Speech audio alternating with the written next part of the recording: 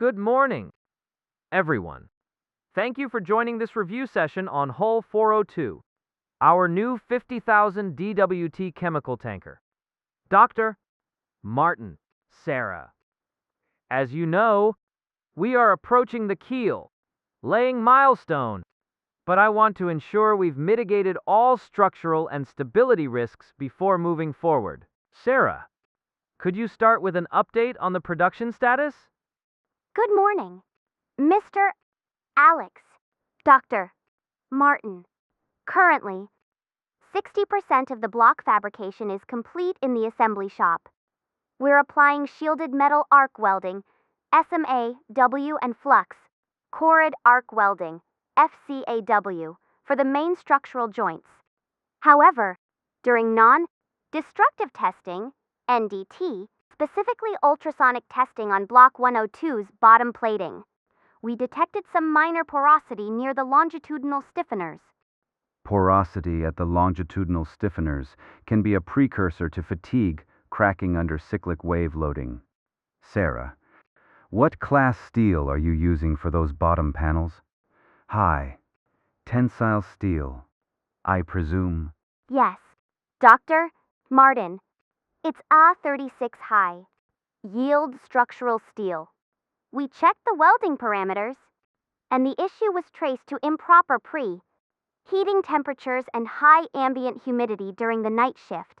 We've already recalibrated the pre-heating procedure to 100 degrees Celsius and increased post-weld inspection intervals. Excellent corrective action.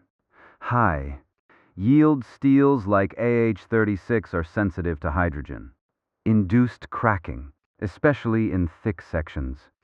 Make sure your welders maintain strict climate control in the assembly hall and use low hydrogen consumables stored in drying ovens. Good catch. Dr. Martin, safety and structural integrity are non-negotiable. Now, regarding the propulsion and alignment, how are we progressing with the stern frame integration and the shaft line alignment? We are setting up the optical alignment tools and laser trackers for the stern tube bored hole. The main engine bed plate installation is scheduled for next Thursday. We plan to perform the final alignment check in both cold, static, and simulated hot running conditions to account for thermal expansion. That's standard practice. But remember to factor in the hull deflection that occurs after launching and during lightship loading conditions.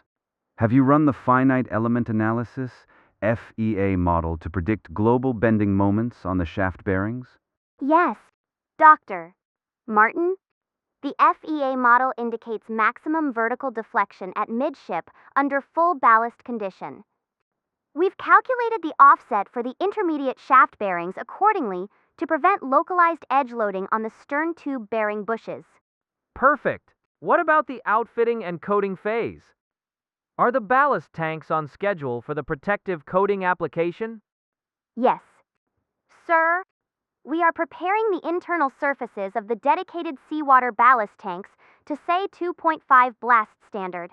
Following PSPC IMO performance standard for protective coatings, we'll apply a two-coat epoxy system with a target dry film thickness, DFT, of 320 microns. Ensure that solvent entrapment is avoided by maintaining continuous ventilation during curing, especially in double bottom spaces. Also, perform soluble salt tests on the blasted steel before priming. Chloride contamination above 50 milligrams per square meter will lead to premature blistering. Understood. Our QA/QC team measures soluble salts using the Bresle Patch Method before applying any primer. And we enforce strict humidity limits below 85% during application. Outstanding team efforts. To summarize, address the block pre-heating control. Verify the shafting offset against FEA hull deflections. And strictly monitor the PSPC coating conditions. Let's aim for a flawless keel-laying next week. Thank you both.